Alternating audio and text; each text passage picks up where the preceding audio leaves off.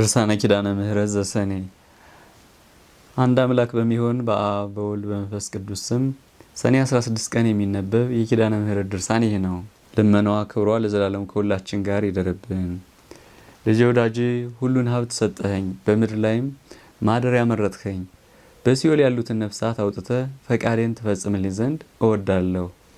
ጩኸታቸውን ሰምቻለሁ።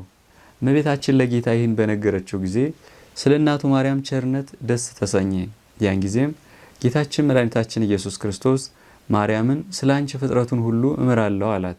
ሐዋርያት ለፍጥረቱ ሁሉ ያለሽን ቸርነት አይተው መታሰቢያሽን በዓለም ሁሉ ያስተምራሉ። ሁሉም እያንዳንዱ የዓለም መድኃኒት ናት እያሉ እንዲያመሰግኑ። ከዚህ በኋላ መድኃኒታችን ኢየሱስ ክርስቶስ ስለ እናቱ ቃል ኪዳን በመከራ ቦታ በጨለማ ውስጥ ያሉ ነፍሳት እንዲወጡ አዘዘ። በስሜ አምነው ከተጠመቁት አንዲት ነፍሳት ትቀር ሁላቸውን አወጣቸዋለሁ አለ። በመከራ ቦታ በሲኦል ውስጥ ሆነው በስቃይ የሚጮሁት ሁሉ ይወጣሉ። የእኔ ፍርድ፣ የአባቴ ፍርድ፣ የመንፈስ ቅዱስን ፍርድ ስለ እናቴ ስለ እመቤታችን ልመና ነፍሳትን ሁሉ ታድናቸዋለች። ከእንግዲህስ ወዲህ በገሃነም ስቃይ አይኖሩም፣ እንደ መላእክት በእግዚአብሔር ቤት በተድላ በደስታ ይኖራሉ እንጂ። ከዚህ በኋላ ጌታችን ኢየሱስ ክርስቶስ ሰራይ ቄስ፣ እስጢፋኖስ ዲያቆን፣ ጴጥሮስ ተራዳይ ቄስ ሆነው አምላክን የወለደች የእመቤታችን ስጋ ባለበት ቦታ ቀደሱ። ደቀ መዛሙርቱም ሁሉ በዙሪያው ነበሩ። በእጃቸው ህብስቱን በመፈተት ሁላቸው ከጌታ ጋር እንደ አንድ እጅ ሆነዋል። ካህናት እንደሚያደርጉት በቅዳሴና በቁርባን ስርዓት እግዚኦታውን ሲጨርስ ደቀ መዛሙርቱን ስጋውን ደሙን አቀበላቸው። በዚህ ቦታ ከመላእክት ጋር አንድ ሆኑ። እመቤታችንም በልጇ ወዳጇ እጅ ስጋውን ደሙን ተቀበለች። እመቤታችን ከቆረበች በኋላ ጌታ ክርስቶስ ተናገራት። እናቴ ማርያም ሆይ ዛሬ ለፍልሰትሽ ለእርገትሽ መታሰቢያ የሆነው ይህ ቁርባን የተዘጋጀው ልጆችሽ ሐዋርያት መታሰቢያሽን በዓለም ሁሉ ያስተምሩ ዘንድ ነው እያለ አረጋጋት። በእረፍትሽ ቀን ወደ ሰማይ ባረክሽበት ዕለት ይኸውም ነሐሴ 16 ቀን መታሰቢያሽን የሚያደርገውን ለሥጋው ደሙ የተዘጋጀውን ሰው ሁሉ በመንግስቴ ያሉ ማኅበረ በኩር የተባሉ የእነ አቤልን መስዋዕት እንደተቀበሉ መስዋዕቱን እቀበለዋለሁ። የቃል ኪዳንሽን መጽሐፍ የሚጽፈውን ሁሉ እኔ ስሙን በሕይወት መጽሐፍ ውስጥ ጽፈዋለሁ። ለእርሱም ለልጆቹም በመንግሥተ ሰማያት መኖሪያ ቤትን እሰጠዋለሁ። የተራቆተውን በስምሽ ያለበሰውን እኔ የብርሃን ልብስ አልብሼ በብርሃን ቤት አኖረዋለሁ። ስለ ስምሽ መስዋዕት ያቀረበውን ዕጣንም የሰጠውን ሰው ለዘላለሙ ባለሟልነትን እሰጠዋለሁ። እመቤታችንም ልጄ ወዳጄ ሆይ ስለ በጎ ምግባራት በዓለም ሁሉ ያስተምሩ ዘንድ ለደቀ መዛሙርት ብዙ ጊዜ ስታስተምራቸው ሰማሁ አለች። ለዓለም የሚሆን የእግዚአብሔር ሕግ ነውና። አሁንም አንተን በዓይናቸው አዩ፣ በእጃቸው ዳሰሱ፣ ትምህርትህን በጆሮአቸው ሰሙ። ከዚህም የሚበልጥ የለም። ወደ ሰማያት ባረኩበት ቀን በእጅ በተቀበልኩት የቁርባን ምስጢር አንድነት ታላቅ ምስጢርን ገልጸህላቸዋልና ድህነት የሚሆን ነገርንም የገለጽህላቸው ትንሣኤም ሕይወትም አንተ ነህና። እመቤታችን ለልጇ ወዳጇ ይህን በተናገረች ጊዜ በቤተ ክርስቲያን ውስጥ ያለች መቅረዝ በራች። ጌታችን ኢየሱስ ክርስቶስም በእመቤታችን ቅዳሴ ጊዜ መላእክት ከሐዋርያት ጋር እንዲላኩ አዘዛቸው። እኔም ይህን ድንቅ ነገር ሳስብ ደቀ መዛሙርቱ በብርሃናዊት ደመና ውስጥ ተሰወሩ። መላእክት ወዴት ቦታ እንደወሰዷቸውም አላወቅኩም። እኔ አብሮኮሮስም የቤተ ክርስቲያን ሥርዓቶቿን አይቼ ካወቅኩ በኋላ ወደ እስያ ሄድኩ። መምህሬ ዮሐንስ አስቀድሞ እንደነገረኝ እመቤታችን ማርያምን አየኋት። እነሆ ዮሐንስም ፊቱ በጸዳለ ብርሃን ተከቦ ከእመቤታችን ጋር ቆሞ ነበር። ዳግመኛ ደቀ መዛሙርቱ የንጽሕት እመቤታችን ስጋዋ ካለበት በእርገቷ ጊዜ ቢሰበሰቡ እስከ ነገ ድረስ ጠብቃቸው እወቃቸው አለኝ።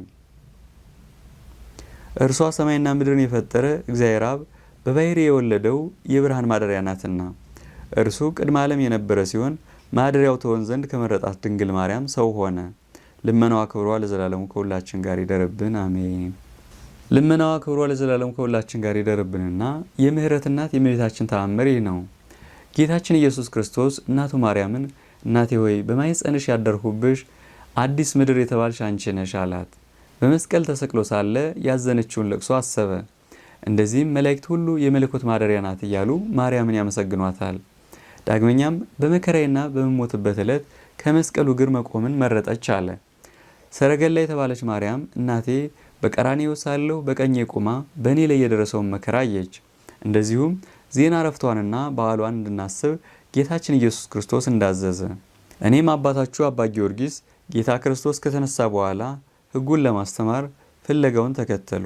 ጥር 21 ቀን ያረፈችበት፣ ነሐሴ 16 በታላቅ ክብር ወደ ሰማይ ያረገችበት ቀን እንደሆነ እነሆ ከመጻሕፍት አግኝቼ ጻፍሁላችሁ። አይሁድ ስጋዋ በጌቴሰማኒ በመቃብር ውስጥ እንዴት ተገኘ አልተገኘም እንዳይሉ የእመቤታችን ስጋ የተቀበረባትን ምድርም ጌታችን ኢየሱስ ክርስቶስ ባረካት። ቤተ መቅደሷ በአረባውያን መካከል ሚልጢያኖስ በሚባል ቦታ ታነጸ። እሊህም ስለ እመቤታችን ቅድስት ማርያም ስጋ ምትሃት ነው የሚሉ ናቸው። ወደ ሰማይ እንዳረገች የሚናገሩ ናቸው። ልብ የሌላቸው አይሁድ ውሾችን ወደ እመቤታችን ስጋና ወደ ሐዋርያት በሰደዷቸው ጊዜ ሊያገኙ ስላልቻሉ ምትሃት ነው አሉ። እግዚአብሔር ግን የስጋዋን ቦታ አዘጋጀ። ወንድሞቼ ስለዚህ በድንግልና ስጋ በድንግልና ሕሊና ህትምት የምትሆን የእመቤታችን መታሰቢያ እናክብር። አባ ጊዮርጊስም እርገቷን ውዳሴ ድንግል በሚባል መጽሐፍ ጽፏል። ልመናዋ ክብሯ ለዘላለም ከሁላችን ጋር ይደርብን፣ አሜን። የሰኞ ድርሳነ ኪዳነ ምሕረት። አንድ አምላክ በሚሆን በአብ በወልድ በመንፈስ ቅዱስ ስም በእግዚአብሔር አንድነት ሰኞ ቀን የሚነበብ የኪዳነ ምሕረት ድርሳን ይህ ነው። ልመናዋ ክብሯ ለዘላለም ከሁላችን ጋር ይደርብን፣ አሜን። ማርያምን በመረጣት በእግዚአብሔር አብ ስም በማኅፀኗ ባደረ ወልድ ስም በአጸናት በእግዚአብሔር መንፈስ ቅዱስ ስም የእመቤታችን የቃል ኪዳኗን መጽሐፍ እንጀምራለን። ከእርሱ ጋር በባለሟልነት ትኖር ዘንድ ያከበራት ያነገሳት እርሷ በሕሊናዋም በሰውነቷም ድንግል ስትሆን ከዚህ ዓለም ወደ ሰማይ ያሳረጋት በዚህች አውደ ምሕረት የምንሰግድለት የማኅፀኗ ፍሬ የካህናት አለቃ ኢየሱስ ክርስቶስ ኃጢአታችንን ለዘላለሙ ይቅር ይበለን፣ አሜን። በዚህች በበዓሏ ቀን የሚነበብ የኪዳነ ምሕረት ድርሳን ይህ ነው። የሕይወት እናት ድርሳን፣ የመድኃኒት እናት ድርሳን፣ የአሸናፊ እግዚአብሔር እናት ድርሳን፣ የአካላዊ ቃል እናት ድርሳን ይህ ነው። ይህችውም የሲኦል ማዕበል ሞገድ በተነሳ ጊዜ የማትነዋወጥ የሃይማኖት አምድ ናት። የማትፈርስ የአድማስ ግድግዳ እርሷ ናት። አማኑኤልን የወለደችው እርሷ ናት። የምስራች ማደሪያ በመስቀል የታጀበች ምስጋናዋ የተወደደላት እርሷ ናት። ቅዱሳን ከሲኦል የሚሻገሩባት መርከብ እርሷ ናት። የፋና መብራት እርሷ ናት። ይህች ድንግል በምን ምሳሌ ትመሰላለች? ዓመታት ሳይፈጠሩ ወራት ሳይቆጠሩ በልዑል እግዚአብሔር ሕሊና ነበረች።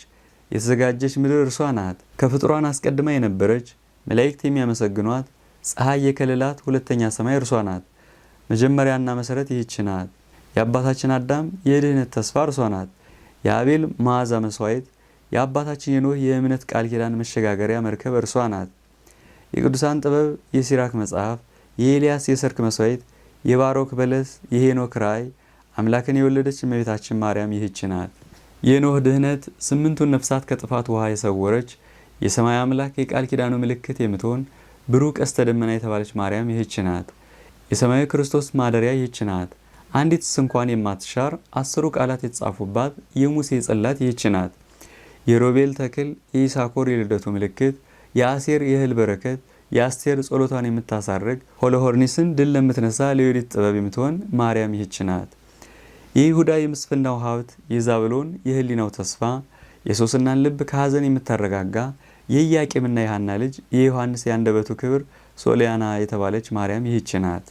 የሴም የርስቱ ምድር ምስራቃዊት የኤዶም ገነት ከነገደ ካም ኃጢአትን የምታስተሰሪ የንፍታሌም ዘንባባ የብንያም የሰርክ ምግብ እስራኤልን ከመከራ ምድር ያወጣች የለመለመ መናን በመገብ የሚጣፍጥ ውሃን በማጠጣት በምድረ በዳ የጠበቀቻቸው በኤፍሬምና በምናሴ መካከል አንድነትን የምታደርግ የኢያቄምና የሐና ልጅ ማርያም ይህች ናት። ልመናዋ ክብሯ ለዘላለሙ ከሁላችን ጋር ይደርብን፣ አሜን።